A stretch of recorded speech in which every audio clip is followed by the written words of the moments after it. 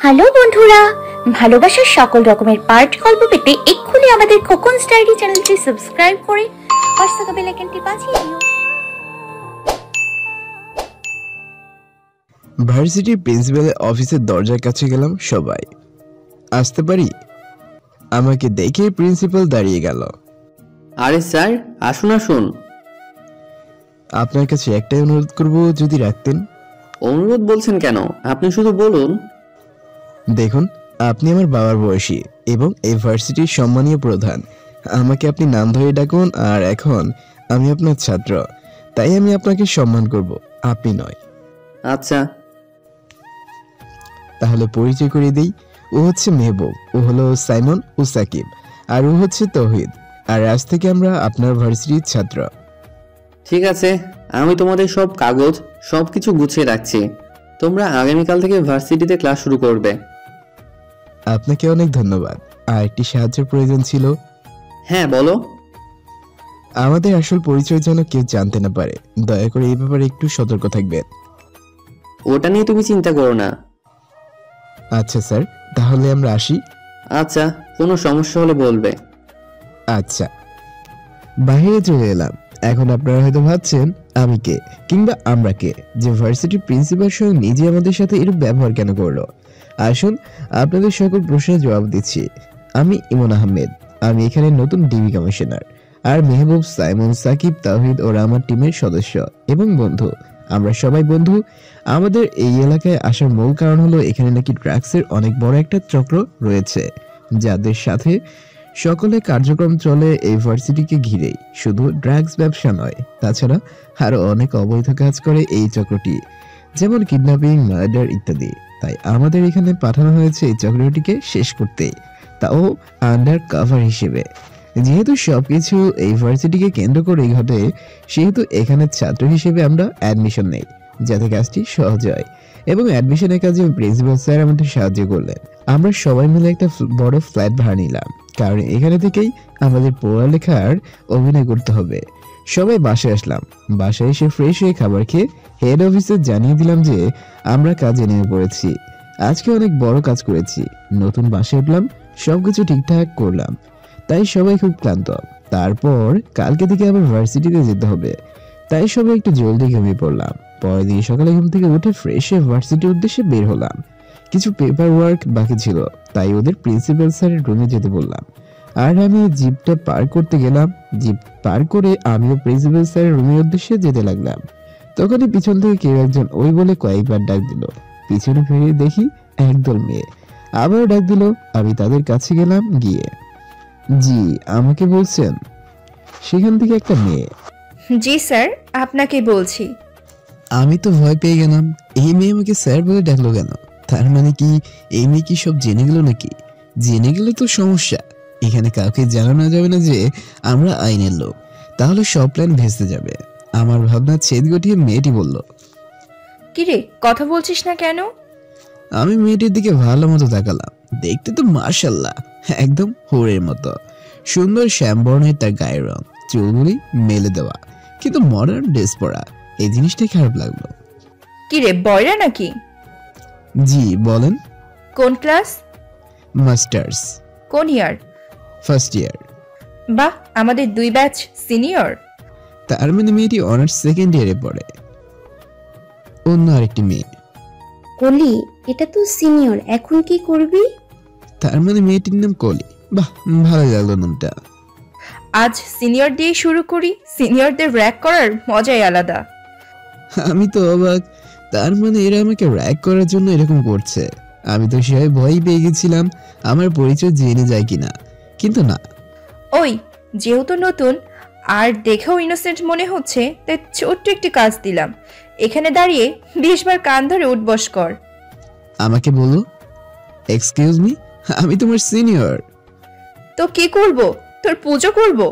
যা বলছি তাই কর, না হলে এমন অবস্থা করব না। তুমি কোন মহারানী যে তোমার কথা শুনবো? ওই, তুই চিনিস আমি কে? থাক ম্যাডাম, আমার চেনার প্রয়োজন নেই, আমি গেলাম, বাই। আমি যেই হাঁটা দিব তখনই পিছন থেকে কেউ শার্টের কলারটা ধরে টান দেয়। পিছনে ফিরে দেখি কলি। তোর এত বড় সাহস যে তুই আমার মুখের উপর কথা বলিস? এই বলে থাপ্পড় মারতে হাত উঠলো, কিন্তু মারার আগে হাতটা ধরে ফেললাম। দেখুন মিস কলি, আমি আপনার সিনিয়র, ভুলে যাবেন না, আর ভুলে গেলে আপনারই সমস্যা। আমি আবার হাঁটা দিলাম। তোকে তোকে আমি ছাড়বো না। আমি আবার হাঁটা ধরলাম। পিছনে তাকিয়ে দেখি মিস কলি তো একদম রেগে লাল। রাগী অবস্থা মেয়েটার চেহারা মায়া আরো বেড়ে যায়, কিন্তু সমস্যা ওই একটাই, রাগটা একটু বেশি। তারপর আমি ইউনিভার্সিটি ডি এর কাছে গেলাম কিন্তু এবং পেপার ওয়ার্ক সেরে ক্লাসের উদ্দেশ্যে চলে গেলাম সবাই। ক্লাস শেষ করে সবাই ক্যান্টিনে বসলাম নাস্তা করার জন্য। আবার সেই ভার্সিটি লাইফে এসে ভালোই লাগছে। হ্যাঁ রে, সত্যি স্টুডেন্ট লাইফের মজাটাই আলাদা। তবে কাজের পাশাপাশি কিন্তু আমাদের আরেকটা কাজ করতে হবে। কি কাজ? আঙ্কেল আন্টি আমাকে একটা দায়িত্ব দিয়েছে, সেটাও পূরণ করতে হবে। কি দায়িত্ব রে দোস্ত? তোকে কারো গলায় ঝুলিয়ে দেওয়ার দায়িত্ব। দূর, তোরাও আব্বুর আম্মুর মতো আবার শুরুকে দিস না তো। আচ্ছা, তুই শুধু আমাকে একটু বল, তোর কি ধরনের মেয়ে পছন্দ? আমার? না, তোর আম্মুর ছেলের। তখনই কোনার একটি টেবিলের দিকে চোখ গেল, দেখি কলি তার ফ্রেন্ডসদের সাথে বসে নাস্তা করছে। আমার পছন্দ এমন একজন যার মুখের দিকে তাকিয়ে থাকলে আমার সময় থেমে যাবে, যার চোখের দিকে তাকিয়ে থাকলে মন যাবে সেই চোখের মায়ে ঢুকে যেতে, যার হাসি দেখার জন্য মন সবকিছু করতে পারবে, এমন একজন যাকে পেলে আমার মন হবে জীবন আর সার্থক। কলির দিকে তাকিয়ে থাক ভাই, আর বলিস না, তোর কথা শুনে আমি কান্না করে দেব। দোস্ত, তুই হঠাৎ এত রোমান্টিক হইলে কি করে? ওইদিকে তাকা। কলির দিকে দেখিয়ে সবাই তাকালো। তার মানে ওই মেয়েটা? হুম। কি সত্যি? হ্যাঁ ভাই। চল তাহলে ভাবির সাথে কথা বলে আসি। এখন না। এখন না মানে? সময় হলে সব বলবো, তাছাড়া মিশনের কথা মনে আছে তো? হ্যাঁ, কিন্তু সঠিক সময় হলে ঠিকই বলে দিব। মেয়ের যদি কোনো বিএফ থাকে? আমার মন বলছে নেই। তাই যেন হয়।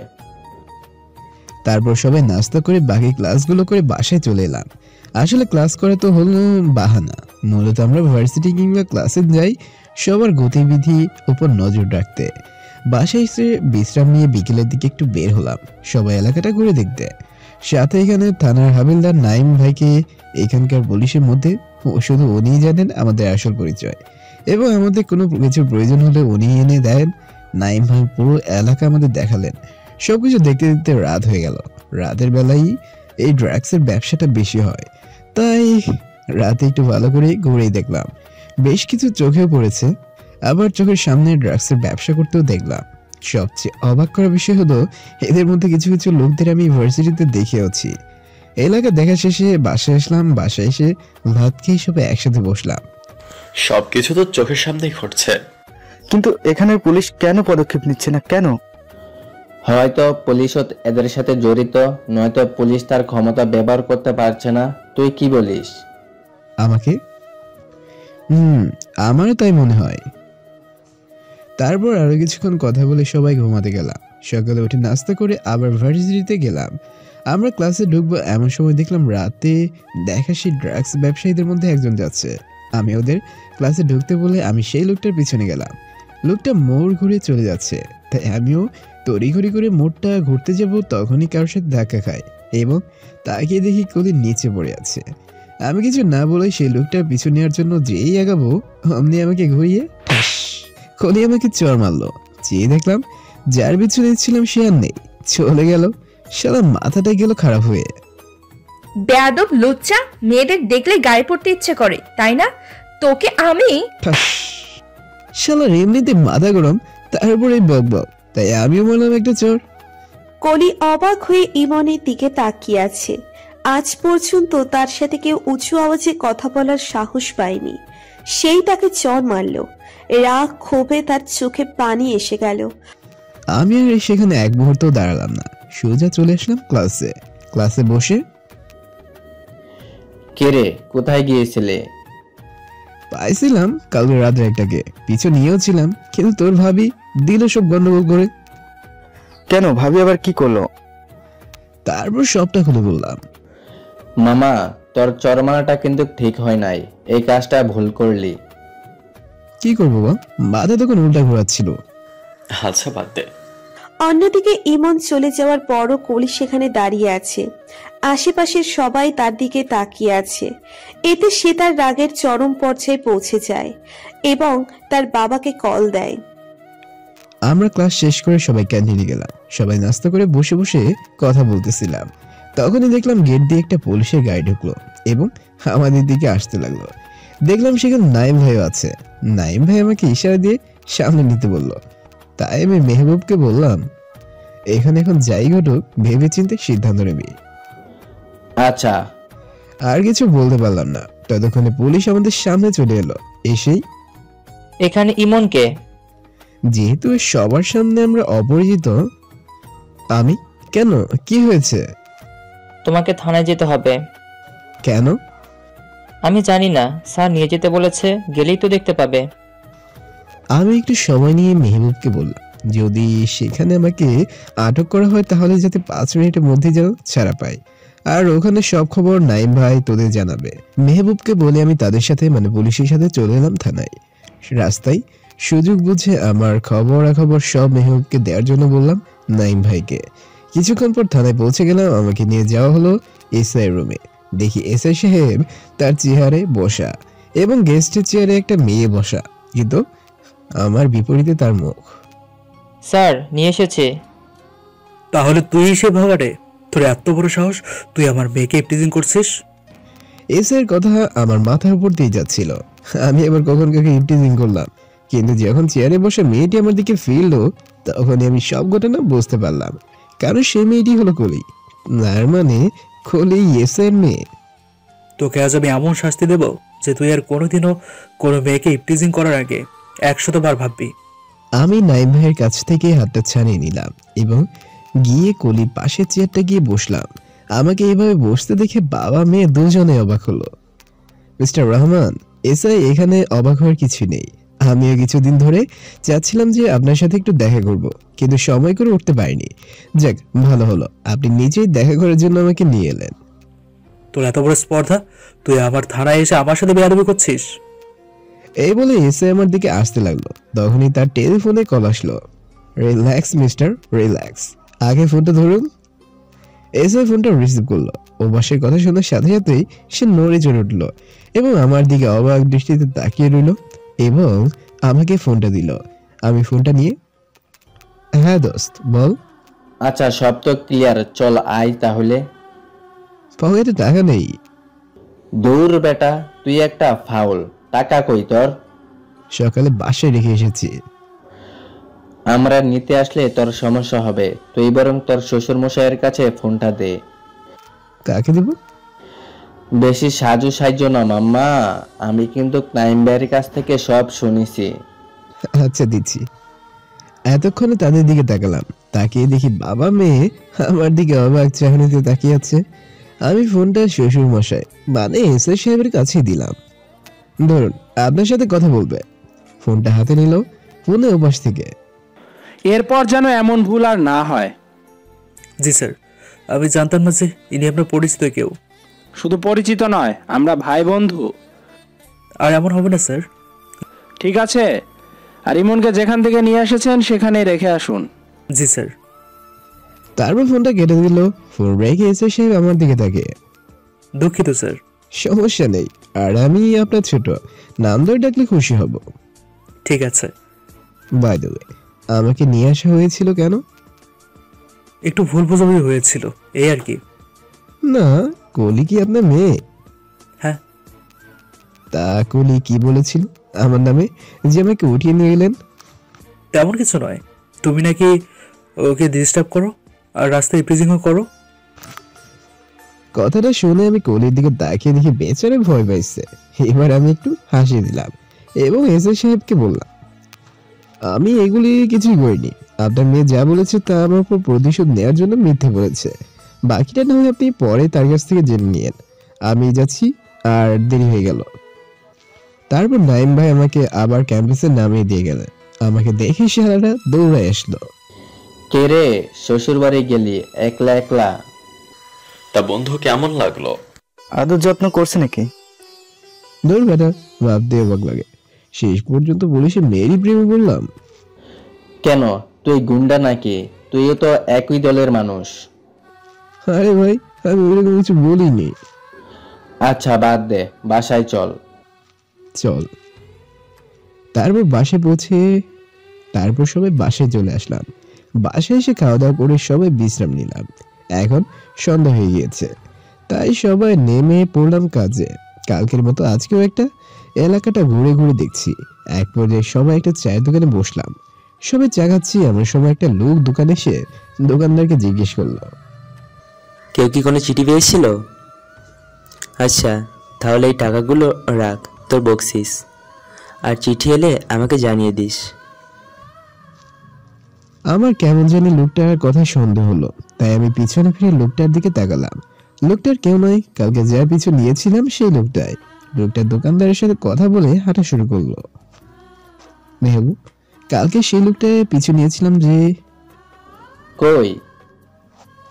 ওই তো যাচ্ছে। বিলটা দিয়ে আমরা লোকটার পিছু নেওয়া শুরু করলাম। লোকটা হাঁটছে আর আমরা কিছুটা দূরত্ব বজায় রেখে তার পিছু নিচ্ছি। কিছু পথ হাঁটার পর লোকটা দাঁড়িয়ে গেল এবং আশেপাশে ভালো মতো দেখে নিল, আর আমরা তাড়াতাড়ি লুকিয়ে পড়লাম। হয়তো তার সন্দেহ হয়েছে, আশেপাশে কিছু দেখতে না পেয়ে সে আবার হাঁটা শুরু করলো। আমরাও আবার তার পিছু নিয়ে শুরু করলাম। কিছু পথ অতিক্রম করার পর সে মোবাইলটা বের করলো এবং কার সাথে যেন কথা বললো। কথা বলার পর হাঁটার গতি বাড়িয়ে দিল। এক পর্যায়ে দৌড়ানো শুরু করলো। আমরা তাকে দাঁড়া শুরু করলাম। দৌড়াতে দৌড়াতে লোকটা একটা চালের গোডাউনের ভেতরে ঢুকলো। আমরা আমাদের অফিসিয়াল রিভলভার বের করে টিম মোডে গোডাউনের ভিতরে ঢুকলাম। প্রথমে আমি আর মেহবুব, তারপর সাকিব, সাইমন। গোডাউনে ঢোকার সাথে সাথেই আমাদের উপর কারা যেন গুলি চালাতে শুরু করলো। আমরা গুলি চালানো শুরু করলাম। বেশ কয়েকজনকেই আমরা শেষ করলাম। এখন আর কেউ আমাদের উপর গুলি চালাচ্ছে না, মানে সবাইকে শেষ করে ফেলেছি। কিন্তু যার পিছু নিয়েছিলাম তাকেই পেলাম না। সবাই যখন বলে সেই লোকটাকে দেখছিলাম, তখনই পাশে ছোট একটা রুম থেকে কিছু পড়ার আওয়াজ পেলাম। রুমে ঢুকে দেখি সেই লোকটা ওর সাথে অনেকগুলো ড্রাগস। লোকটাকে ধরলাম এবং ড্রাগস গুলি ওখানে রেখে পুলিশকে কল দিয়ে আসতে বলে লোকটাকে নিয়ে আমরা সেখান থেকে চলে গেলাম এবং একটা বড় বাড়িতে হাত মুখ বেঁধে আটকে রাখলাম, যাতে ওর কাছ থেকে আমরা আরো ইনফরমেশন বের করতে পারি। তারপর আমরা বাসায় চলে এলাম। এসে সবাই খেয়ে দিয়ে ঘুমিয়ে পড়লাম। সকালে উঠে নাস্তা করে সব ভার্সিটির উদ্দেশ্যে বের হলাম। ভার্সিটির কাছে এসে দেখি খলি গেটের কাছে দাঁড়িয়ে আছে। আমাকে দেখে আমাদের দিকে আসতে শুরু করলো। দেখ দেখ দোস্ত, ভাবি তো এদিকে আসতেছে। খলি আমার সামনে এলো। ভালো আছেন? আমি তো ভালো আছি, কিন্তু আপনি ভালো আছেন তো নাকি? মানে? না, আজকে তো ভালো ব্যবহার করছেন, কাহিনী কি? আসলে ওই দিন আপনি চলে আসার পর বাবা আমাকে অনেক বোঝালো। তার মানে আপনার বাবা বোঝালো তাই এত ভালো ব্যবহার করছেন? না হলে আবার আগের মতো খারাপ ব্যবহার করতেন? না না, আসলে আমিও আমার ভুল বুঝতে পেরেছি। ভালো, এরপর থেকে এমন তার কখনো কারোর সাথে দয়া করে করবেন না। মেয়েদের শান্ত থাকলে ভালো লাগে, উশৃঙ্খল নয়। ব্লা ব্লা ব্লা। আরো জ্ঞান মারলাম ওর উপর। আমার সাথে কথা শেষে। জি, তাহলে কি আমরা বন্ধু হতে পারি? জি অবশ্যই। খলি আমার দিকে হাত বাড়িয়ে দিল, আমরা হ্যান্ডশেক করলাম। আচ্ছা আমরা যাই, আমাদের ক্লাস আছে। হ্যাঁ। ওখান থেকে চলে আসার পর, ওরে শালা, ভাবির পর কি গানে নাই ছাড়লি? হয়, তোর জ্ঞানে জ্ঞানী হয়ে ভাবি তোর সাথে বন্ধুত্ব করে ফেললো। দেখতে হবে না আমি কি জিনিস? হয় হয়, তুমি তো পুরাই জায়েস্ট মাল, শুধু দেখাও আর দেখাও, ভেতরে পুরাই ফাঁকা। ওই ওই, আমি কিন্তু তোদের সিনিয়র, একটু সম্মান ভিক্ষা দে আমারে ভাই। সিনিয়র তোর পকেটে রাখ হারামি, নাইলে মুখে কচু পাতা দিয়া দিমু। আচ্ছা চল। তারপর সবাই ক্লাসের দিকে গেলাম, কিন্তু ক্লাসে গিয়ে দেখি গ্যাঞ্জাম চলছে। কাহিনীটা বোঝার জন্য আরেকটু ভিতরে গেলাম। ভিতরে গিয়ে দেখি দুই দল ছেলের মাঝে কথা কারাকারি হচ্ছে। আমি দাঁড়িয়ে শুনতে লাগলাম। প্রথম দলে একজন, তুই টাকা নিছিস কিন্তু আমার মাল দিতে পারবি না, এত বড় সাহস তোর? দ্বিতীয় দলে একজন, তোকে বলছি এখন দিতে পারবো না, কিন্তু পরে দেব। কালকে থেকে ভাইয়ের কোনো খোঁজ খবর পাইতেছি না। তোর ভাইয়ের খোঁজ দিয়ে আমি কি করব? আমার মাল চাই ব্যাস। ভাই দেখ, আমাকে শফিক ভাই মাল সাপ্লাই দেয়। এখন কালকে রাত থেকে তার কোনো খোঁজ পাই না, তার মোবাইলও বন্ধ। আমি জানি না, আমি সকাল থেকে নেশা পাই নাই, আমার মাথা ঠিক নেই। সন্ধ্যার মধ্যে মাল যদি না পাই তাহলে তোরে আমি দেখে নিব। তারপর সবাই যে যার মতো জায়গায় চলে গেল। তার মানে এখানে এতক্ষণ ড্রাগসের আদান প্রদান নিয়ে সমস্যা হচ্ছিল, কিন্তু শফিকটা কে সেটাকে খুঁজে বের করতে হবে। এই শফিকই ভার্সিটিতে ড্রাগসের সাপ্লাই দেয়। আমরা চুপচাপ ক্লাসে বসে গেলাম। খানিকক্ষণ পরেই ক্লাস আরম্ভ হলো। কয়েকটা ক্লাস করে সবাই ক্যান্টিনে চলে আসলাম নাস্তা করার জন্য। সবাই বসে নাস্তা করছিলাম আর কথা বলছিলাম। তখন এদিকে কলিও তার বান্ধবীরা ক্যান্টিনে ঢুকলো। কলি নাস্তা নিয়ে টেবিলে বসার সময় ইমনকে দেখে। দোস্ত তোরা বস, আমি একটু আসছি। কলি নাস্তা নিয়ে ইমনের টেবিলে আসলো। আমি কি এখানে বসতে পারি? হ্যাঁ অবশ্যই। সাইমন আমার পাশ থেকে উঠে গিয়ে অন্য জায়গায় বসে।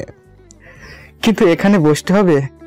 আমার পাশে কলি একটু হাসি দিয়ে আমার পাশে বসলো। তোমার ফ্রেন্ডসরা তো ওইদিকে বসা, তাহলে এখানে কেন?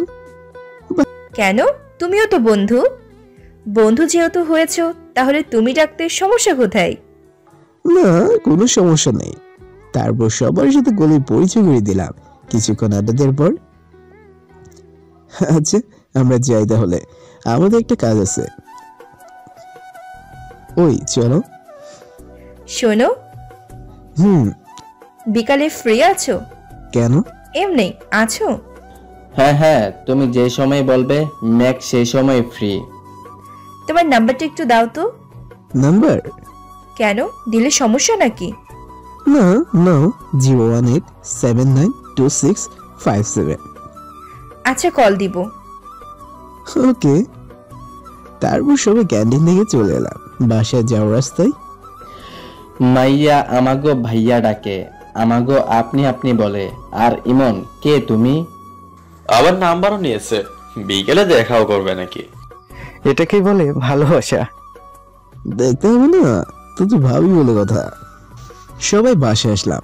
এসে ফ্রেশ হয়ে খেয়ে একটু বিশ্রাম নিয়ে গেলাম সেই জঙ্গলে পরিত্যক্ত বাড়িটায় যেখানে লোকটাকে আটকে রেখেছিলাম। পৌঁছে দেখি লোকটা এখনো বেহুশ হয়ে আছে। মেহবুব লোকটার মুখে পানির ঝাপটা দিল। ধীরে ধীরে তার জ্ঞান ফিরলো। আমি একটা চেয়ার নিয়ে তার সামনে বসলাম। লোকটা চোখ মেলে আমাদের দেখে ভয় পেয়ে গেল। একটু পিছনে যাওয়ার চেষ্টাও করলো, কিন্তু হাত পা বাঁধা, তাই আর পারলো না। ভাই আপনারা কে? মানুষ। আমি কি করেছি ভাই? আমি তো আপনাদের চিনিও না, তাহলে আমার সাথীদের মেরে ফেলছেন কেন এবং আমাকে ধরে এনেছেন কেন? তুই কি করিসনি? মানে কি বোঝাতে চেয়েছিস? তুই নিষ্পাপ, কোনো অন্যায় করিসনি? না মানে আপনাদের সাথে তো কিছু করিনি। আমাদের সাথে কিছু না করলেও অন্যান্য নিরীহ মানুষকে তো ছাড়িস নি, আর সেই মানুষদের পক্ষ থেকে তোর খেদমত করার জন্যই আমরা এসেছি।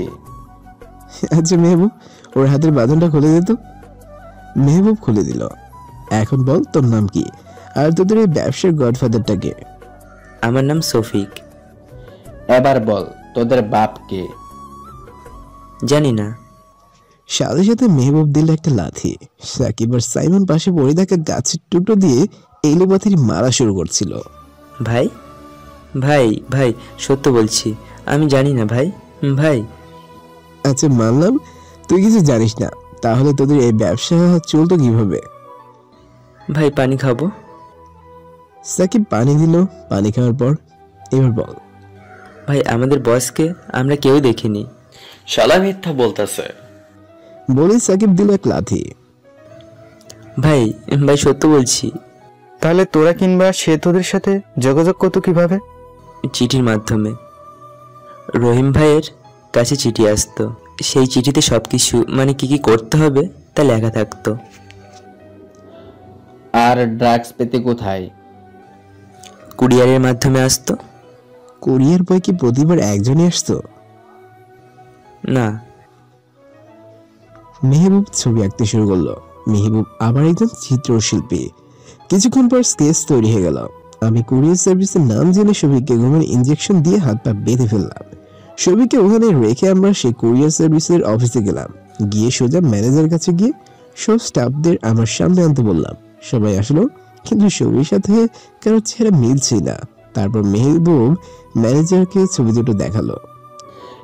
এই ছবিগুলো দেখেন তো, এরা কি আপনার এখানে জব করে? না স্যার। কি বলেন? এরা তো আপনার কোম্পানির হয়ে ডেলিভারি দেয়। তা কি আর হয় স্যার, এদের তো কখনোই দেখিনি। এরা তো এখানে জবও করে না। আচ্ছা, নেক্সটে যদি এদের কাউকে কোনো স্থানে দেখে থাকেন তাহলে আমাদের ইনফর্ম করবেন। এই নিন আমার কার্ড। আমরা বাইরে চলে আসলাম।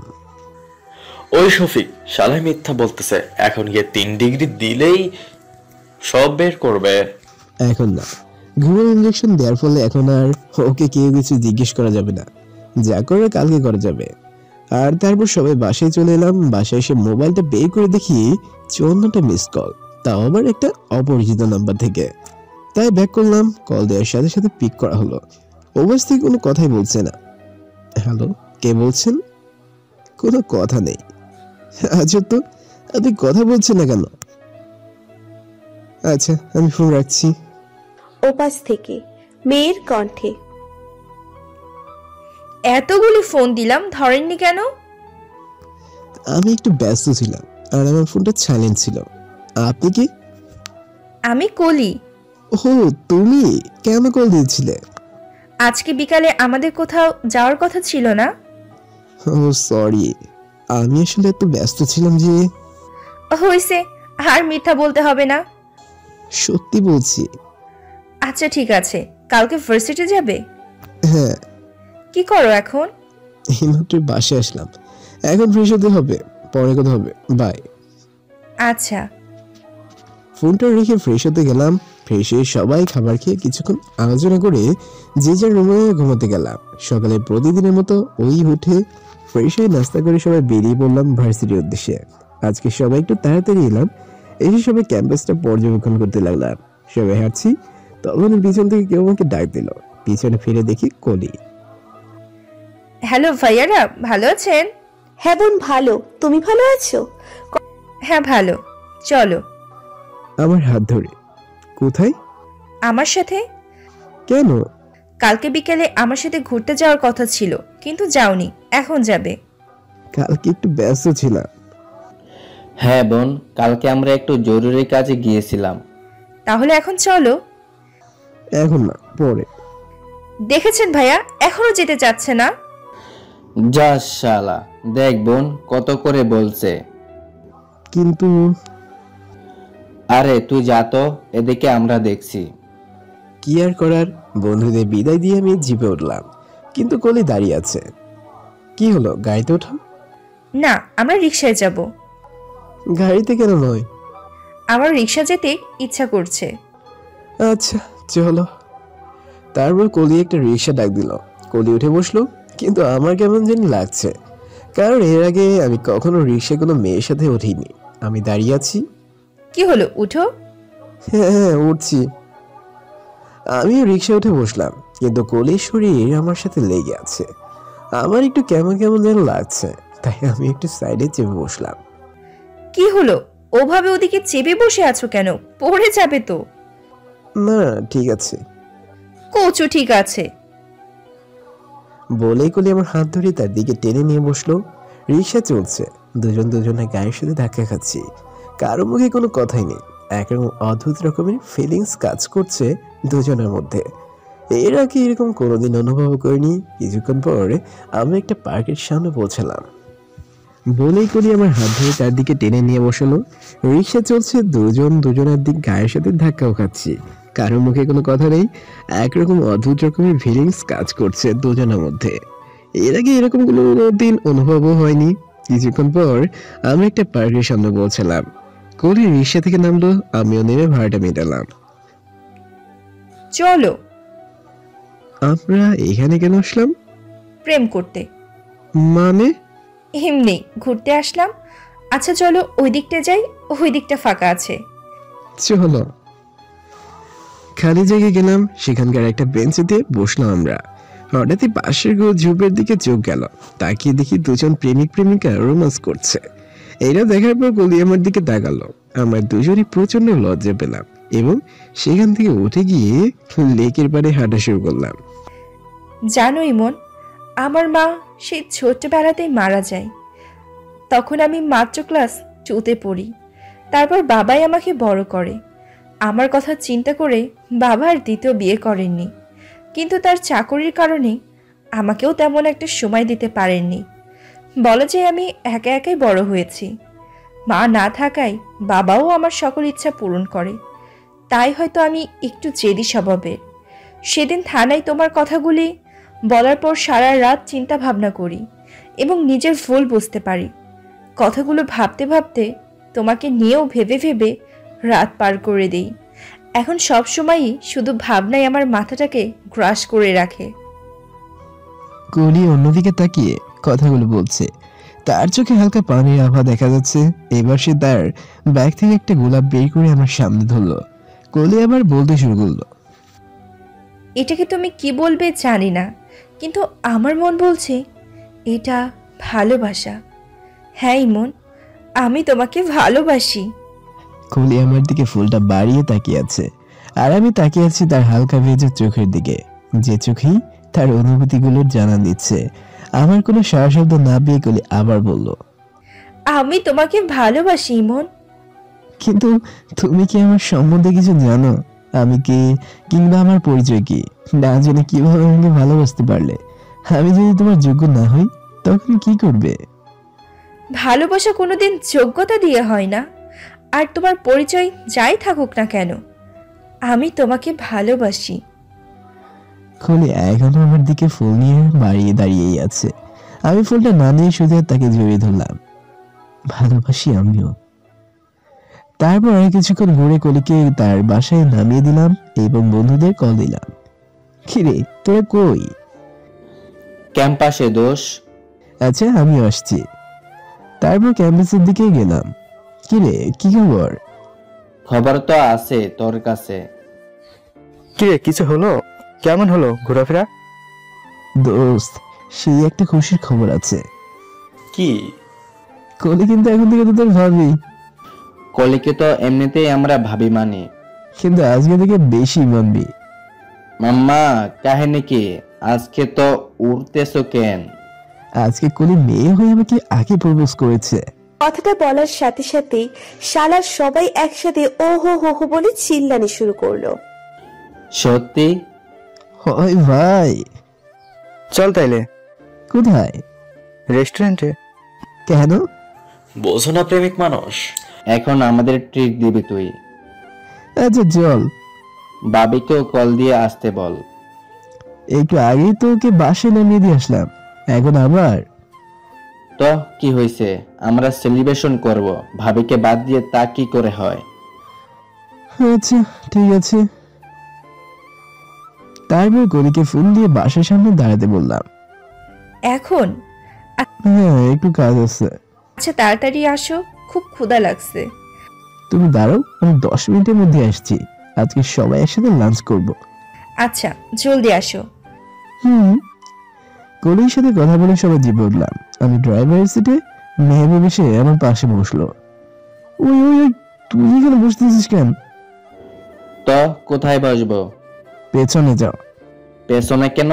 আগে তো এখানেই বসতাম। আগে তোর ভাবি ছিল না, এখন তোর ভাবি আছে, এখানে কলি বসবে।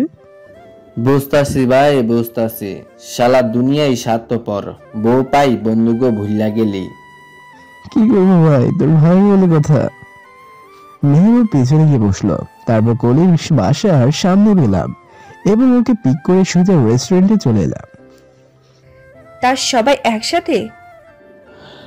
আর বলিয়েন না ভাবি, আমাদের নতুন টাইম একটু সেলিব্রেশন তো দরকার, তাই না? মেহবুব ভাবি ডাকায় কলি একটু লজ্জা পেল।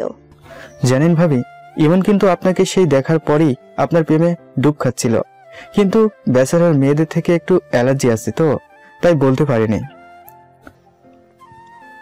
সাইমনের কথা শুনে কলি আমার দিকে তাকালো। ও তলে তলে এত দূর, কিন্তু আমি জানতে পারলাম না। সরি। তারপর সবাই একসাথে লাঞ্চ করলাম। লাঞ্চ করার পর কলির বাসার সামনে তাকে নামিয়ে দিলাম। যাওয়ার সময় সাবধানে যেও, আর বাসায় পৌঁছে ফোন দিও। তারপর সবাই ওখান থেকে চলে গেলাম সে পুরনো ভাঙা বাড়িটা, যেখানে সবিকে বন্দি করে রেখেছিলাম। গিয়ে দেখি এখনো ঘুমাচ্ছে। সাকিব গিয়ে পানি মেরে ঘুম থেকে তুললো এবং হাত পায়ে বাদাম করে দিল, কিছু খাবার দিল খেতে। শফিককে সেই কালকে থেকে আটকে রেখেছি, এখন পর্যন্ত কিছুই খেতে দেওয়া হয়নি। তাই সে খাবার পেয়ে তাড়াতাড়ি খাওয়া শুরু করলো। খাওয়া শেষ করেও কিছুক্ষণ পর একটা লাঠি নিয়ে ওর সামনে গেলাম। কি রে, এখন কেমন লাগছে? চল তোর আরেকটু খাতিরদারি করি। বলে দিলাম ওর উপর একটা বাড়ি। ভাই ভাই ভাই মারছেন কেন ভাই? মারছে কোথায়? কালকে যে আমাদের ভুল তথ্য দিয়েছিলি তাই ও তোর খাতিরদারি করছে। না ভাই, আমি সত্যি বলছিলাম সব। তাহলে সেই কোরিয়ার সার্ভিসের ম্যানেজার বলল যে তোর বলা লোকগুলো নাকি সেখানে চাকরি করে না। ভাই আমি সত্য বলছি, ওই দুজনই আমাকে মাল দিয়ে যেত। আচ্ছা, তোর চিঠি কখন আসে বলেছিল? সন্ধ্যায় ভাই। এবার যদি তোর দেওয়া তথ্য ভুল হয় তাহলে তোকে আমি জাহান্নাম দেখিয়ে ছাড়বো। সত্য ভাই, এই যে কসম। এবার মেহবুব শফিককে আবার ঘুমিয়ে ইঞ্জেকশন দিয়ে হাত পা বেঁধে রাখলো এবং আমরা সবাই সেই চায়ের দোকানে চলে গেলাম যেখানে চিঠি আসার কথা ছিল।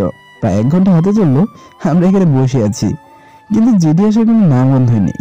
আমরা চা খাচ্ছিলাম, হঠাৎ একটা লোককে দেখলাম। আরে, এটা তো আমাদের ভার্সিটির ইংরেজি ফ্যাকাল্টির পিয়ন। সে আমাদের চিনতে পারিনি, কিন্তু আমি দেখে চেয়েছি। তার মানে এই চিঠি আমাদের পিয়নই দেয় এবং সেও এই অপরাধের সাথে জড়িত।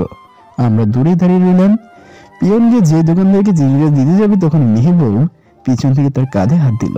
পিয়ন চিনতে না পারায়। কে ভাই? তোর জম ভাই। আপনি কে? শফিকের বাপ। কোন শফিক? ওই যে তোর সাথে ধান্দা করে সেই শফিক। এবার পিয়ন বুঝতে পারলো, আর বুঝতে পেরে মেহবুবকে ধাক্কা মেরে দৌড় দিল। আমরাও পিছনে পিছনে ধাওয়া শুরু করলাম। এক পর্যায়ে সামনে হাইওয়ে চলে আসে। পিয়ন আমাদের হাত থেকে বাঁচার জন্য দৌড়ে রাস্তা পার হতে যাচ্ছিল, তখনই একটা ট্রাক আসলো এবং পিয়নের উপর দিয়ে চলে গেল। আমরা দৌড়ে তার কাছে গেলাম। সাইমন অ্যাম্বুলেন্সে কল দিল। এদিকে পিয়নের কাছে এসে দেখি অবস্থা খারাপ। জীবনও তো অনেক পাপই করছস, এখন মৃত্যুর সোজা এসে অন্তত সত্য কথা বলে কিছু পাপ কমিয়ে যা। এসবের পিছনে কে? আমাদের ভার্সিটির ইংরেজি ডিপার্টমেন্টের। আর কিছু বলতে পারলো না, তার আগে তার দেহটা নিস্তর হয়ে গেল। হাত দিয়ে দেখি শ্বাস প্রশ্বাস বন্ধ হয়ে গেছে। শিট, শেষ পর্যন্ত জানতেই পারলাম না। দেখ চিঠিটা কি আছে। চিঠিটা বের করে দিয়ে সেখানে লেখা, ডেলিভারি পরে হবে, আগে এশায়ের মেয়েকে শেষ করে দে আজকের মধ্যেই। আমি 2 জন লোক পাঠিয়েছি, ওরা না পড়লে তুই করিস না কাজটা। ও শিট, তার মানে ভাবির উপর খুব বিপদ। হ্যাঁ, আর এই সব কিছু করছে আমাদের ইংরেজি ডিপার্টমেন্টেরই কেউ। পিয়নের লাশটাকে অ্যাম্বুলেন্সে উঠিয়ে দিয়ে কলির বাবাকে ফোন দিলাম। মিস্টার রহমান বলছেন? হ্যাঁ, আপনি কে বলছেন? আমাকে চিনবেন না, যা বলছি তা মনোযোগ দিয়ে শুনুন। আপনার মেয়ের এখন খুব বিপদ, তাকে মারার জন্য লোক লাগানো হয়েছে। যত তাড়াতাড়ি সম্ভব পদক্ষেপ নিন এবং তার সাথে পরিগার দিন। আপনি কে বলছেন?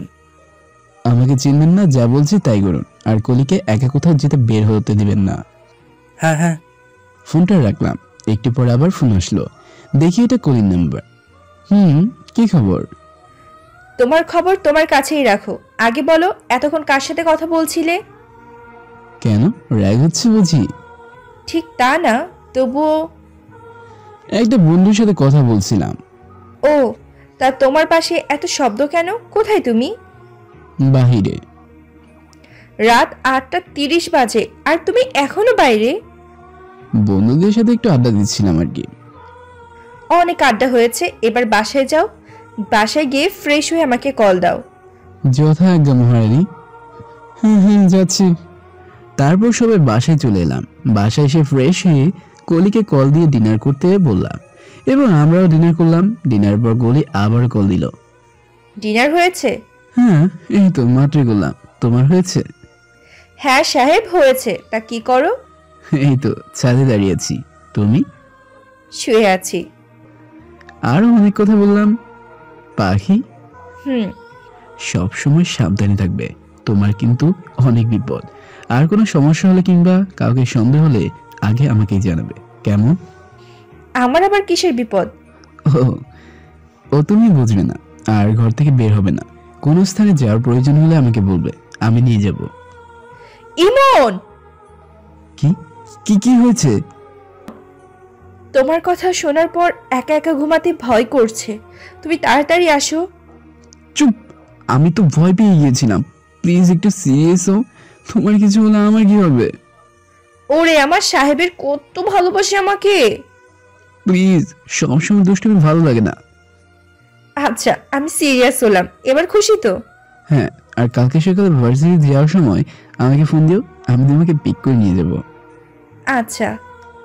তারপর আরেকটু কথা বলে ঘুমিয়ে গেলাম। সকালে ঘুম থেকে উঠে সবাই নাস্তা করে তৈরি হয়ে নিলাম এবং কলিকেও ফোন দিলাম। তৈরি হয়েছে বাকি? হ্যাঁ আরেকটু বাকি। আচ্ছা, তাড়াতাড়ি তৈরি হয়ে নাও, আমি আসছি। আচ্ছা। কলির সাথে কথা বলে আমরা বেরিয়ে পড়লাম ওদের বাসার উদ্দেশ্যে। সেখান থেকে কলিকে পিক করে সবাই ভার্সিটি যাব। কিছুক্ষণের মধ্যেই ওদের বাসার সামনে পৌঁছে গেলাম। কালকে ফোন দিয়ে বলার পর ভালোই সিকিউরিটি ব্যবস্থা করেছে দেখি শ্বশুর মশাই। বাসার সামনে বসে কলিকে ফোন দিলাম।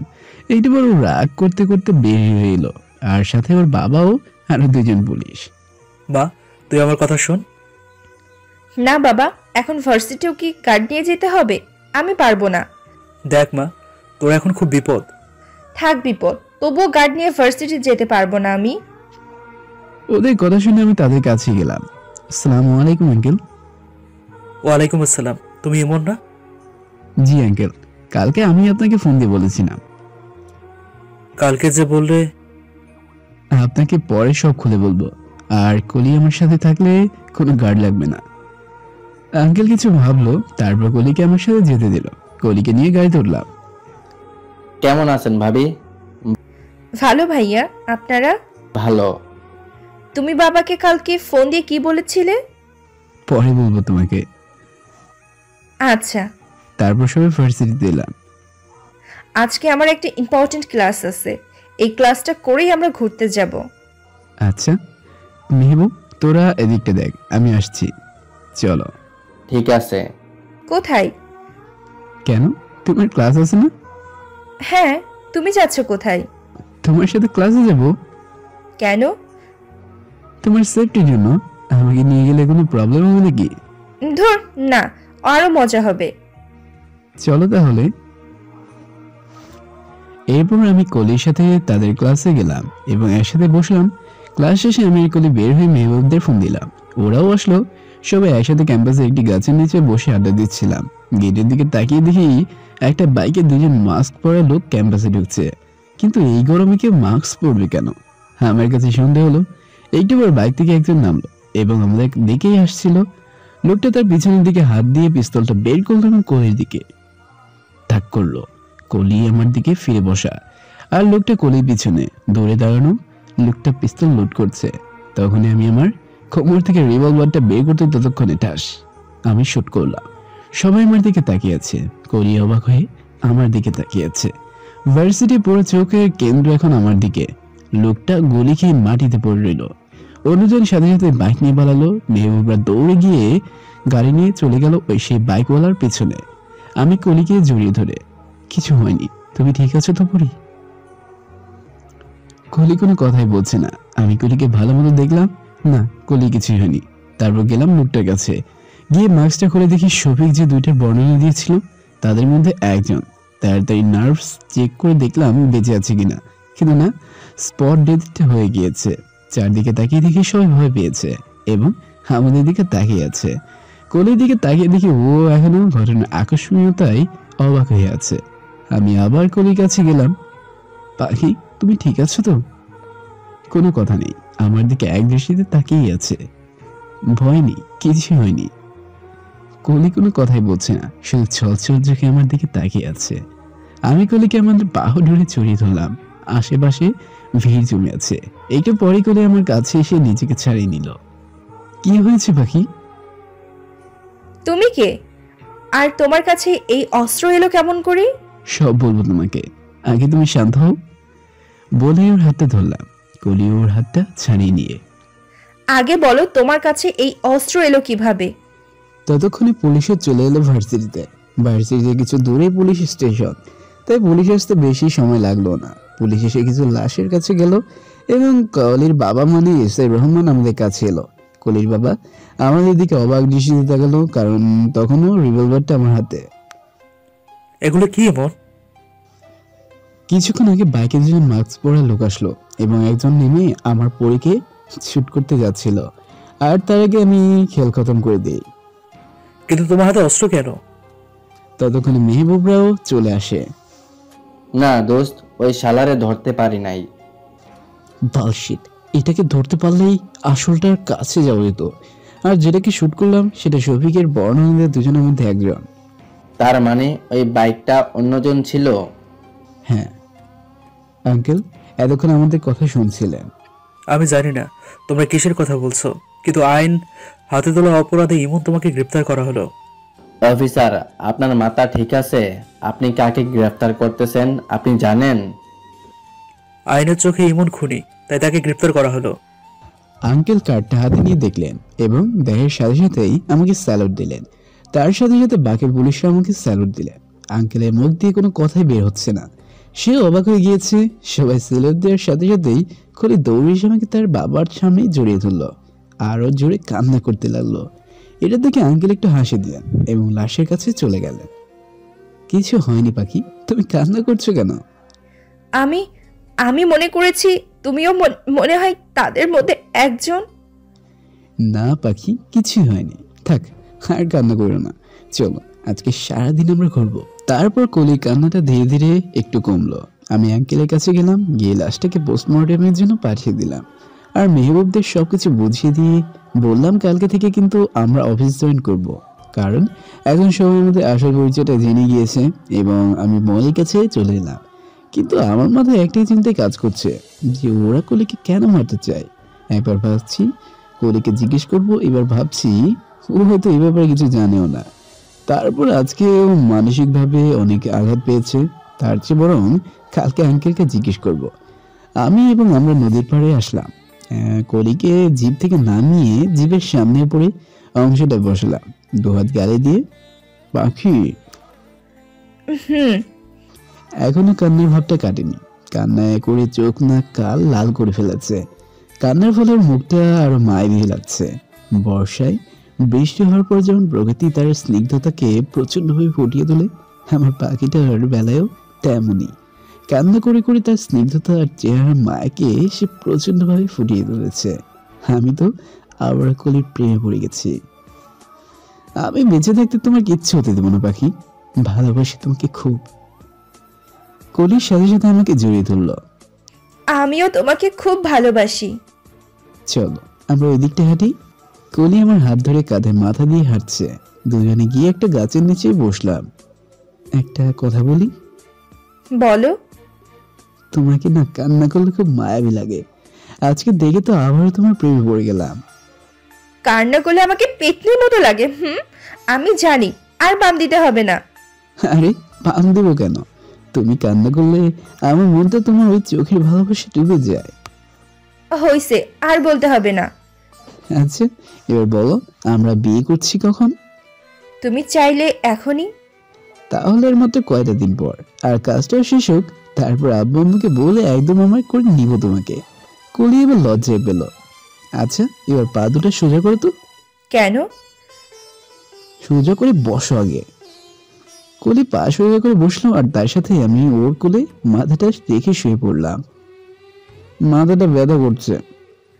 আচ্ছা আমি তোমার মাথাটা টিপে দিচ্ছি।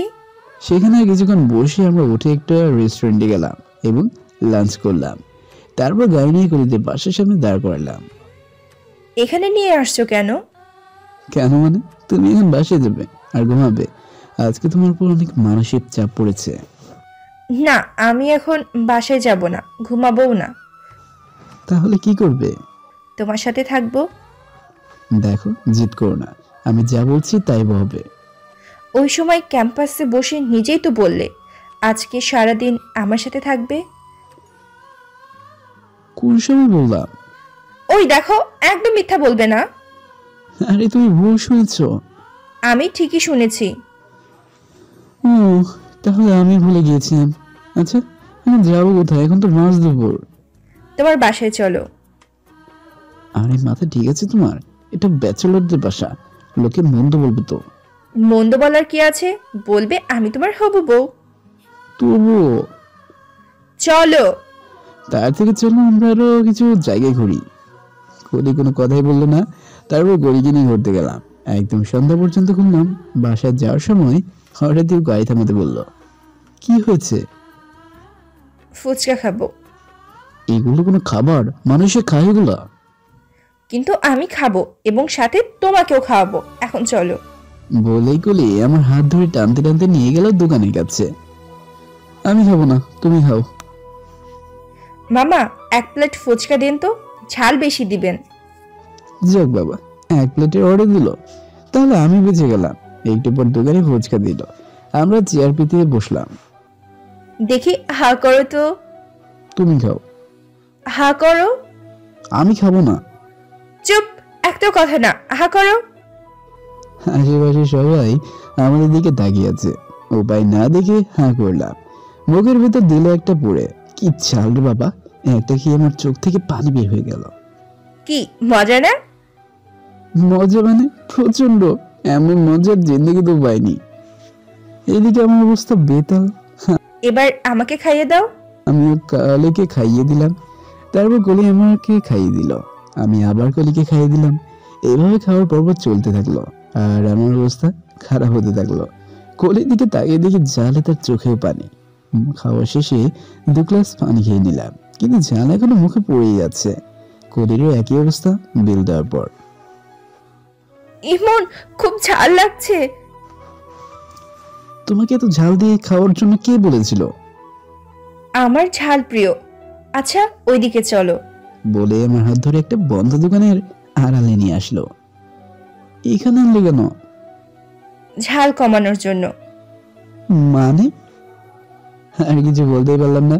তার আগে কলি আমার মাথাটা নিচু করে আমার ঠোঁটগুলি তার মুখে ভরে নিল। প্রায় 6 মিনিট পর ছাড়লো। ছাড়ার পর আমার দিকে তাকিয়ে একটা লজ্জাজনক হাসি দিয়ে জিপের দিকে দৌড় দিল। আমি ওর পিছনে গেলাম এবং গাড়ি চলতে শুরু করলাম। রাস্তায় লজ্জায় কেউ কারোর সাথে কথাই বলিনি। একটু পর ওদের বাসের সামনে এলাম। কলি জিপ থেকে নামলো। সাবধানে যেও। এরপর কলি লজ্জা পেয়ে দৌড় দিল। আমিও তাকিয়ে রইলাম। বাসায় ঢোকার পর আমি চলে গেলাম বাসায়। বাসায় এসে ফ্রেশ হয়ে বন্ধুদের সাথে কথা বলে ডিনার করে ঘুমোতে গেলাম। কলি এখনো কল দেয়নি, আমিও দেইনি। কেমন জানি আমার কল দিতেও এখন লজ্জা করছে। কলিরও মনে হয় আমার মতো লজ্জা করছে, তাই সেও কল দেয়নি। সারা রাত ঘুমলো না। রাতে একদম শেষের দিকে চোখটা লেগে গেল আর আমি ঘুমিয়ে পড়লাম। সকালে কানে কে যেন সুরসুরি দিচ্ছে। ওই কৌশলরে ডিস্টার্ব করবি না বললাম। কলি আবারও সুরসুরি দিল। এবার আমি লাফ দিয়ে উঠে হাত ধরে দিলাম একটা ঠেল। কলি ঘুরে সেই আমার গায়ের উপর পড়লো। আমি চোখ মেলে দেখি কলি। তুমি এখানে? কলি আমাকে জড়িয়ে ধরলো। হ্যাঁ, কেন আসতে পারি না বুঝি? আসতে পারো, কিন্তু তুমি তো বাসা চিনতে না। চিনতে কতক্ষণ? তাই আমিও কলিকে জড়িয়ে ধরে শুয়ে রইলাম। কিছুক্ষণ শুয়ে থাকার পর দেখি 8টা বেজে গিয়েছে। 10টা আবার আমাদের অফিস। তাই কলিকে বললাম, পাখি এখন উঠো, অফিসের টাইম হয়ে যাচ্ছে। আজকে থেকে অফিসে জয়েন করতে হবে। আমার ফ্রেশ হতে হবে তো। তাহলে তুমি ওঠো, আমি ফ্রেশ হতে যাই। আর একটু থাকি। আচ্ছা। আমিও কলিকে জড়িয়ে ধরে শুয়ে রইলাম। আরো আধা ঘন্টার মতো ওভাবেই থাকলাম। আচ্ছা তাহলে এখন আমি ফ্রেশ হতে যাই। আমার কথা শুনে কলি লাফ দিয়ে উঠে পড়ল। কালকে রাতে তুমি কল দাওনি কেন? তুমি দাওনি কেন? আমার লজ্জা করছিল। বলেই বুকে মুখ লুকালো। আমারও এমনই অবস্থা হয়েছিল। পুরুষ মানুষের লজ্জা কিসের? এই প্রথম তো, তাই আর কয়েকবার করলে লজ্জা চলে যাবে। যা দুষ্টু। কলি লজ্জা পেয়ে বাইরে গেল আর আমি ফ্রেশ হতে গেলাম। ফ্রেশ হয়ে বাথরুম থেকে বের হয়ে নিজের রুমকে নিজেই চিনতে পারছি না। পুরো রুমের গেট আপ চেঞ্জ করে দিয়েছে। বেশ ভালো লাগছে রুমটা এখন। আগে তো কোনো ময়নার স্তূপ মনে হতো। যাই হোক, রুম থেকে বের হয়ে দেখি মেহবুবরা সবাই নাস্তা করছে। খুব ভালো হয়েছে বোন। ভাবি ওই ডিসটা দিন তো, অনেকদিন পর মজার খাবার খাইলাম। ভাবি মাংসটা দেন তো, অসাধারণ হয়েছে।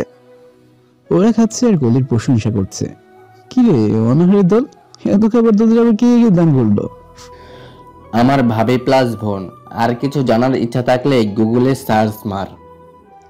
তা বুঝলাম, কিন্তু ভাই আমার বই রান্না খাবার আমার জন্য অন্তত একটু রাখ।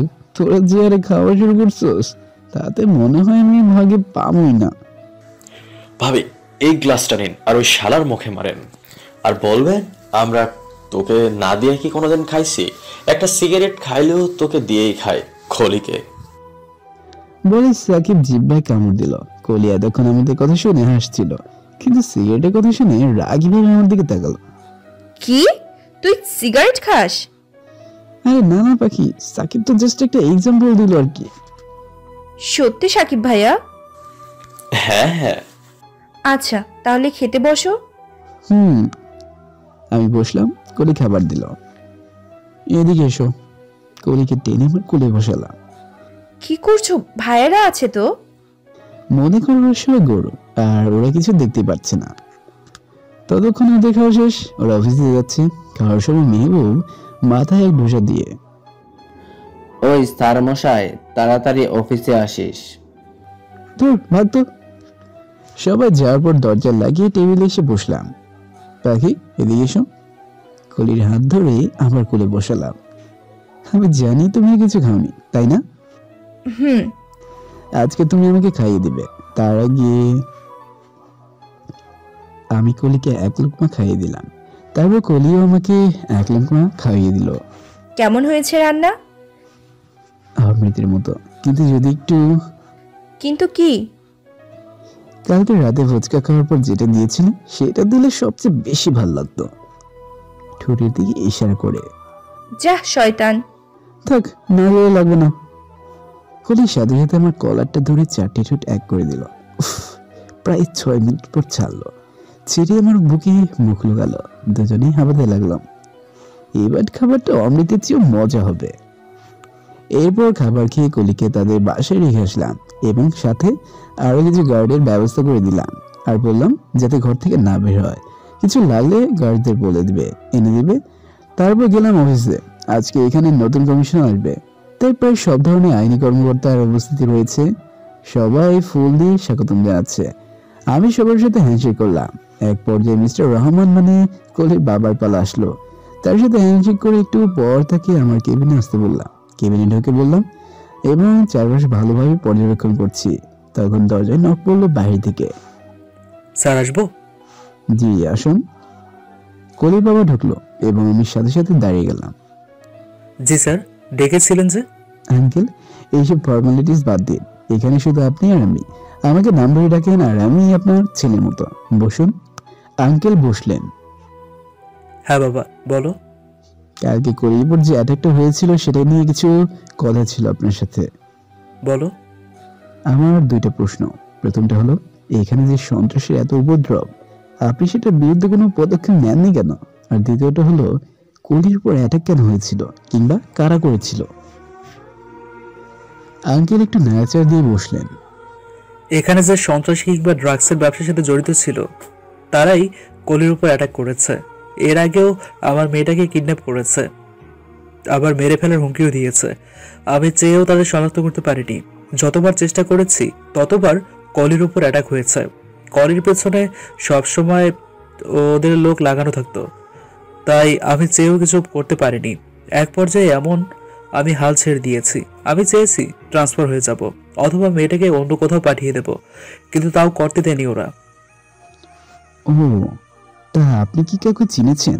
মানে কি আপনাকে হুমকি দিত? শফিক নামের একজন আমাকে হুমকি দিত, আর আমার মনে হয় শফিকে এইসব কিছু লিডার। না আঙ্কেল, শফিক এই 1 সপ্তাহ ধরে আমার কাছে বন্দি। ওর পিছনে ভার্সিটির কেউ আছে, এমনকি ইংরেজি ডিপার্টমেন্টের পিএনের সাথেও জড়িত ছিল। ওরা আমার মেয়ের উপরে অ্যাটাক করলো কেন? আঙ্কেল, আমি এই মিশনে আরো 2 মাস আগে নেমেছি। ভার্সিটির ছাত্র সেজে আমরা আসে অপারেশন চালিয়ে গিয়েছি এবং এক এক করে সন্ত্রাসীদের গ্যাংকে ধ্বংস করে দিয়েছি।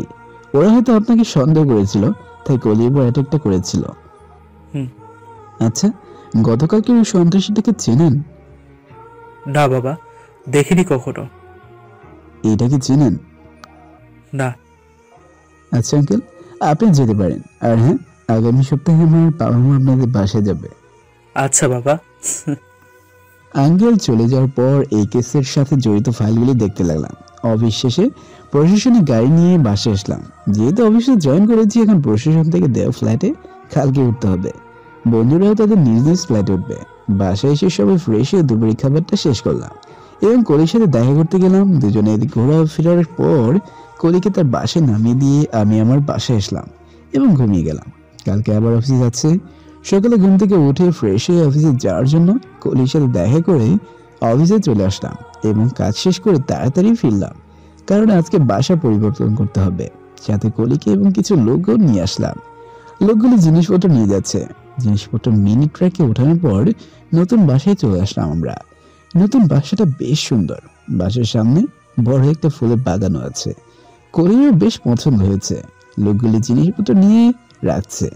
কলি ঘর সাজাচ্ছে, আবার লোকগুলিকে বলছে কোথায় কোথায় কোনটা রাখতে হবে। আমার আর কি, আমি কলিকে সাহায্য করছি আর তাকিয়ে তাকিয়ে তার কর্মকাণ্ডগুলো দেখছি। ইমন দেখো, এইটা হবে আমাদের বেডরুম। হ্যাঁ। ওয়াও, আমাদের বেডরুম? তার মানে এখানে আমাদের বাসর হবে? যা দুষ্টু। খালি লজ্জা পেয়ে আমার বুকে কি মেরে আবার বুকে মুখ লুকালো। আদৌ লজ্জা? বিয়ের পর দেখবো কোথায় রাখো তোমার এই লজ্জা। বাসায় সবকিছু গোছানোর পর কলি আর আমি দুজনে গেলাম রেস্টুরেন্টে লাঞ্চ করতে। লাঞ্চের শেষে ওকে ওদের বাসায় নামিয়ে দিয়ে আসলাম এবং আমিও নিজেদের বাসায় চলে আসলাম, কারণ আমার এখন একটু ঘুমানোর প্রয়োজন। কলি বাসাটা বেশ সুন্দরভাবে সাজিয়েছে। সন্ধ্যায় কলিং বেলের আওয়াজে ঘুম ভাঙলো। মনে হচ্ছে কলিং বেল ভেঙে ফেলবে, তাই তাড়াতাড়ি উঠে দরজাটা খুলে দেখি বন্ধুরা। স্যার আসলাম। ওয়ালাইকুম আসসালাম। দোস্ত, আমি তোকে সালাম ভাইয়ের নাম বলেছি, আসসালামু আলাইকুম বলিনি। তোর বেটা ভিতরে আয়। ভিতরে এসে, দোস্ত তোর বাসাটা খুব সুন্দর লাগতেছে। আমাদেরগুলো তো এখন ব্যাচেলরদের মতোই লাগছে, সব কিছু এলোমেলো। আরে এমন কোনোদিনও এভাবে ঘর গুছাতে পারবে না, নিশ্চয় ভাবি এসেছিল। হ্যাঁ দোস্তরা, তোদের ভাবি মানে আমার বয়সেই গুছিয়ে দিয়ে গেছিল। উফ, আমিও যদি প্রিয়াকে আসার সময় বিয়ে করে এখানে নিয়ে আসতাম তাহলে আমার বাসাটাও সুন্দর হতো। থাক দোস্ত থাক, আর গান দেখি না।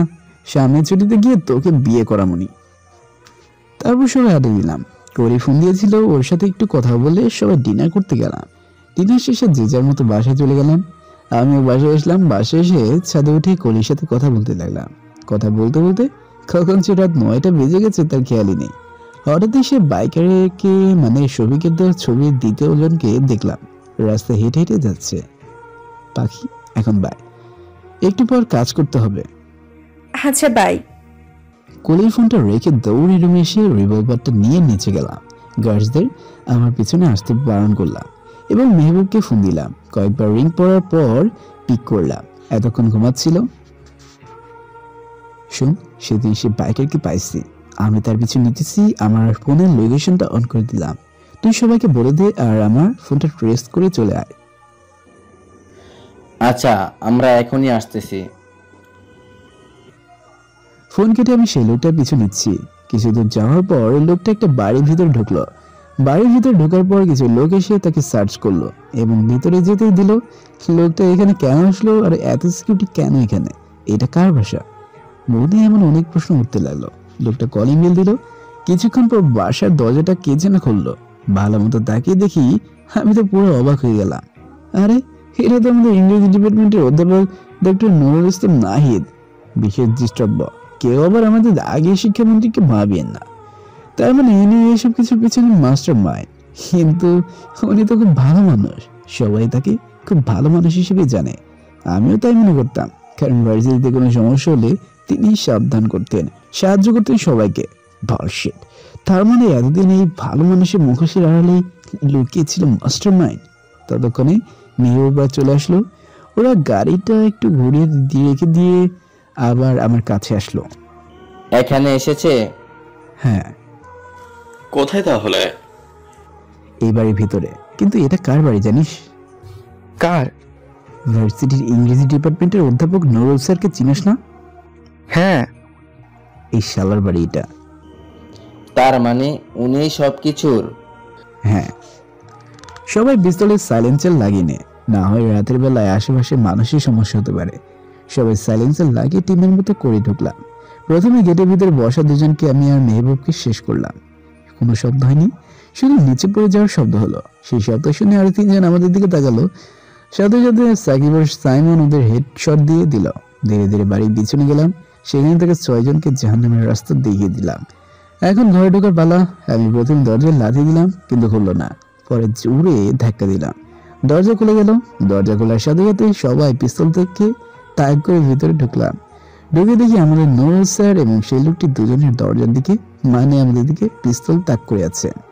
আমাদের দেখে নুরুল সাহেব একটু অবাকই হলেন, কারণ তিনি আমাদের চিনতেন, তবে ছাত্র হিসেবে। আরে ইমন, মেহবুব, সায়ন, সাকিব, তোমরা? জি স্যার, আমরা। কিন্তু আপনার হাতে অস্ত্র কেন? আমাদের পিস্তল তাক করা তাদেরও। তোমাদের হাতে অস্ত্র কেন? আর তোমরা এত রাতে এখানে কি? কি আর করব স্যার, আপনাকে যে বড্ড দেখতে ইচ্ছে করছিল, তাই রাত না দিন তা না দেখা ছাড়াই চলে আসলাম। বলে পাশের লোকটাকে মেহবুব শুট করে দিল। নুরুল সাহেব সব বুঝে গিয়েছে। তা স্যার, আপনি তো ভালো মানুষ, এসবের মানে কি? নুরুল সাহেব তার পিস্তলটা মেহবুব দিকে দিয়ে দিল। মনে সে বুঝতে পেরেছে যে তার বাঁচার কোনো রাস্তা খোলা নেই। বসো এখানে। আমি গিয়ে একটা সোফায় বসলাম, সে বসলো। মেহবুবরা পিস্তল নামিয়ে দাঁড়িয়ে আছে। টাকা, ক্ষমতা বুঝেছ ইমন? তা এত ভালো পর্যায়ে ভার্সিটিতে জব করতেন, তা থেকে টাকা আর সম্মান পাওয়া যেত না? তবে শোনো, একটা মেধাবী ছেলে গ্রাম থেকে এই শহরে আসে আমাদের ভার্সিটিতে পড়ালেখার জন্য। ছেলেটা খুবই মেধাবী ছিল, কিন্তু দরিদ্র। তার পরিবার বলতে ছিল মা। শহরে এসে কয়েকটা টিউশনি করে ছোট্ট একটা বস্তিতে মাকে নিয়ে থাকতো এবং পড়ালেখা করত। ভার্সিটিতেও বড় ভাইদের নানান অত্যাচার তাকে সহ্য করতে হতো। এভাবে কষ্ট করে ভার্সিটি জীবন শেষ করে এবং চাকরি খুঁজতে থাকে একটি সুন্দর জীবনের আশায়, কিন্তু পায় না, কারণ ছেলেটার ক্ষমতা প্লাস ঘুষ দেওয়ার মতো কিছুই ছিল না। কিন্তু সে হার মানেনি, চাকরি খুঁজতেই থাকতো এবং টিউশনি করে সংসার চালাতো। একদিন হঠাৎ তার মা অজ্ঞান হয়ে যায়। মাকে নিয়ে ডক্টরের কাছে যাই। ডক্টর বলে তার মায়ের নাকি অনেক বড় অসুখ হয়েছে এবং তাকে যত তাড়াতাড়ি সম্ভব অপারেশন করাতে হবে। কিন্তু ছেলেটার কাছে তো কোনো টাকা ছিল না। ছেলেটা ভেঙে পড়েছিল, কারণ তার পুরো পৃথিবী ছিল তার মা। মায়ের মুখের দিকে তাকিয়ে চোখ মুছে বেরিয়ে পড়ল চাকরির সন্ধানে। কিন্তু এই বেইমান পৃথিবীতে কেউ ঘুষ ছাড়া যে চাকরি পায় না, সেও পায়নি। যা পেতে তা দিয়ে তার মায়ের চিকিৎসা করতে পারবে না। এরপরে আরেকদিন তার মা অজ্ঞান হয়ে পড়ে এবং ডক্টর বলে 2 ঘন্টার মধ্যে অপারেশন না করতে পারলে তার মাকে বাঁচানো সম্ভব নয়। ছেলেটি ডক্টরের পায়ে পড়ে যায় এবং অপারেশন করাতে বলে। লাগে টাকার জন্য সে তার কিডনি বিক্রি করে দিবে, কিন্তু ডক্টর সেই আর্তনাদ শুনেনি।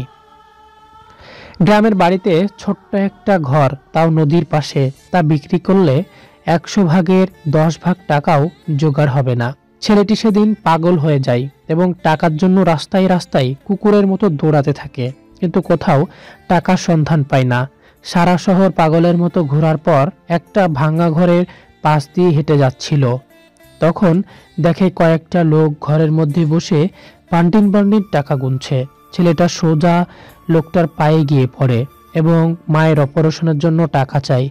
লোকটা টাকা দেয়, কিন্তু শর্ত হলো লোকটা যখন যা বলবে তখন তাই করতে হবে, এবং ছেলেটি রাজি হয়ে যায়। তারপর টাকা নিয়ে দৌড়ে হসপিটালে চলে আসে, কিন্তু ততক্ষণে তার পৃথিবী ধ্বংস হয়ে যায়। তার মা দুনিয়া ছেড়ে বিদায় নেয়। ছেলেটার টাকা দিয়ে দৌড়ে হাসপাতালে আসার পর নার্স তাকে একটা সাদা কাপড়ে ঢাকা লাশের কাছে নিয়ে যায়। লাশের মুখে কাপড়টা উঠিয়ে ছেলেটা নিশ্চুপ হয়ে যায় এবং খানিক বাদে অট্ট হাসিতে ফেটে পড়ে আর বলে, মা তুমি দেখে নিও, এই নিকৃষ্ট শহরে ডাস্টবিনে পরিণত করে দিব। নুরুল স্যার থামলেন এবং তার চোখের পানি মুছতেন। আমি আমার চোখের পানি মুছতাম। এখান থেকে শুধু আমার খেলা শেষে যে টাকা দিয়েছিল তাকে মেরে আমি হলাম কিং। এখন আমার ক্ষমতা পুরো বাংলাদেশে। তোমরা আমাকে নিয়ে যাবে ঠিক আছে, কিন্তু সকালের আগেই আমি আবার মুক্ত হয়ে যাব।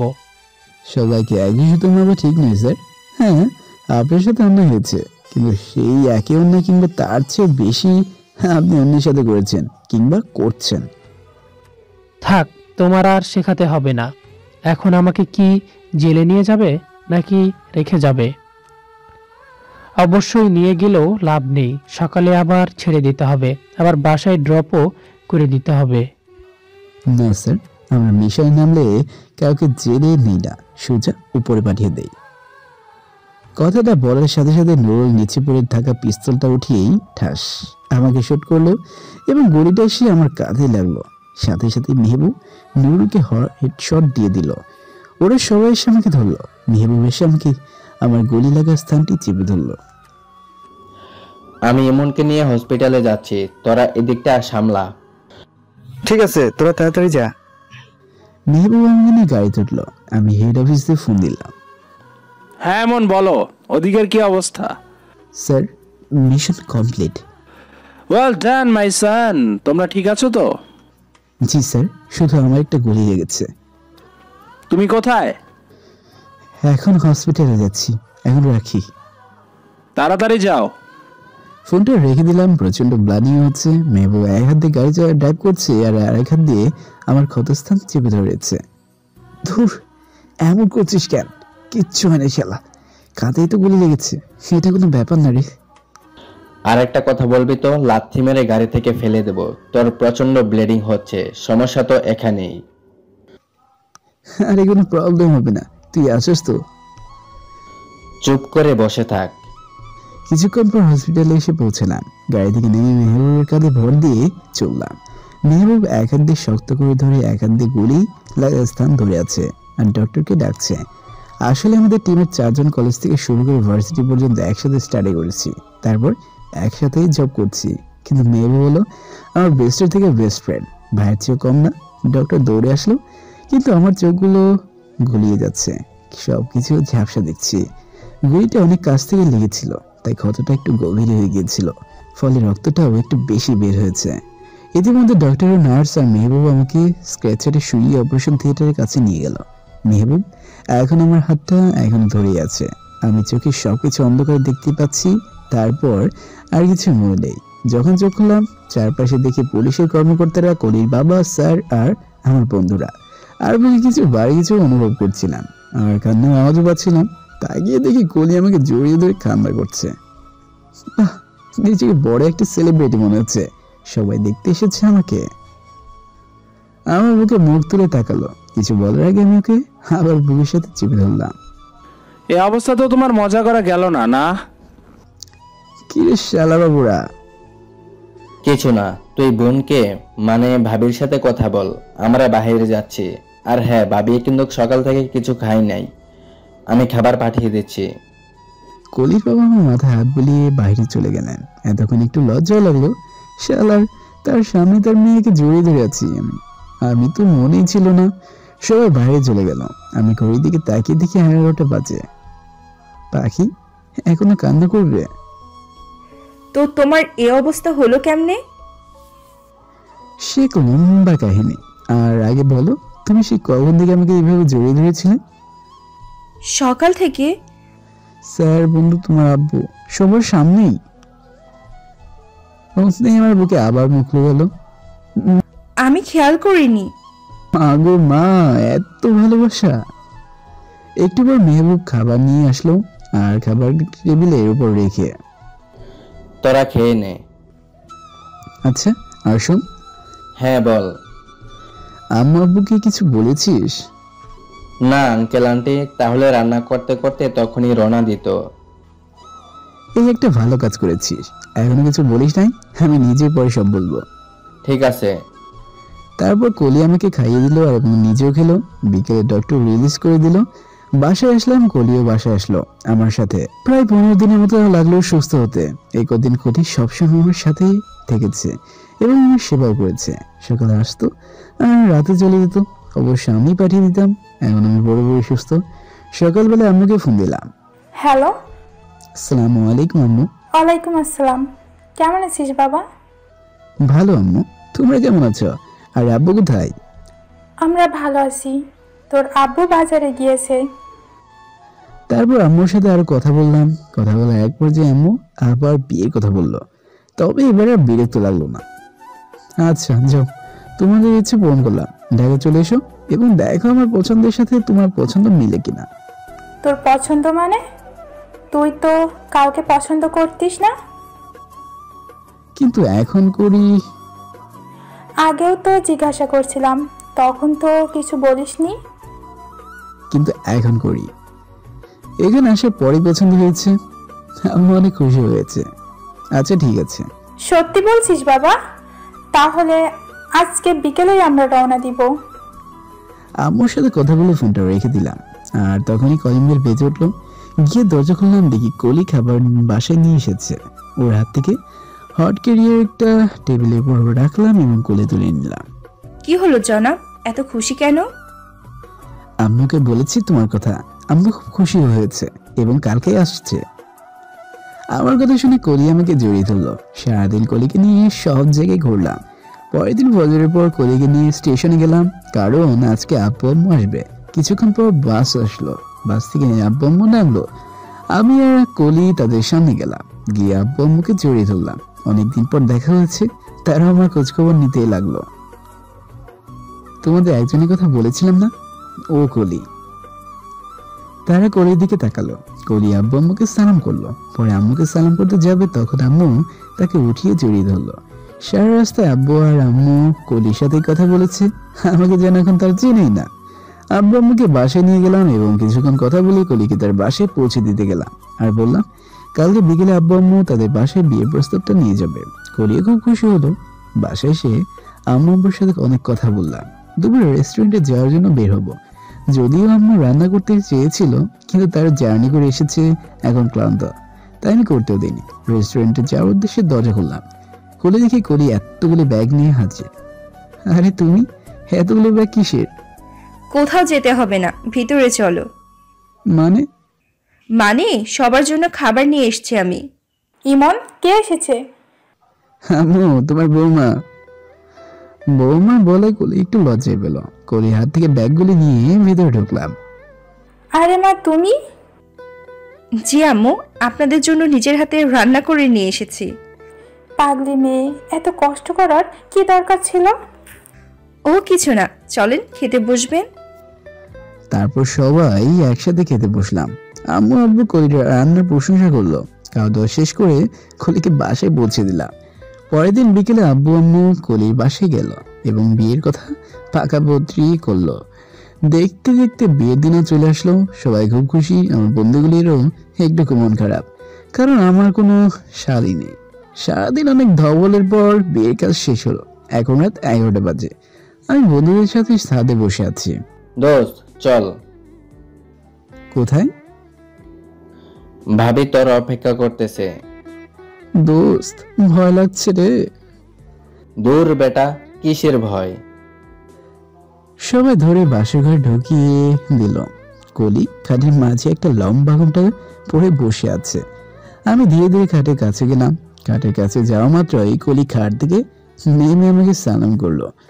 আমি তাকে জড়িয়ে ধরলাম। তারপর, ভাই আর লিখতে পারবো না রে, আর লিখলে 18+ আর্টিকেল হয়ে যাইব।